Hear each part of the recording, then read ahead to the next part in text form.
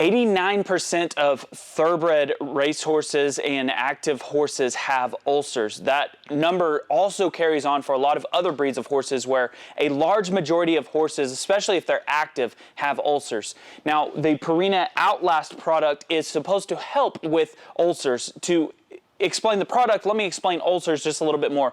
Ulcers are formed in the stomach when there become ulcerations around the top edge of the stomach, the lining of the stomach. So if you think about the stomach as a bowl, there's very highly acidic acid at the bottom, and then what happens is that acid will splash up on the sides of the stomach and create ulcerations, which are the long form for ulcers, around kind of the middle to the top of the stomach, and those are sores inside the stomach.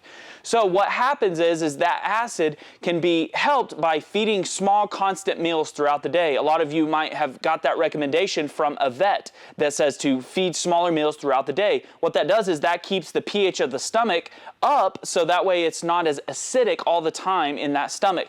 What the Purina Outlast does is it has ingredients in there to help the pH, raise the pH of the stomach. So it is not going to cure the ulcerations around the stomach, the lining of the stomach. That would have to be a product called omeprazole, which is Ulcer Guard, GastroGuard, some products like that have omeprazole in them.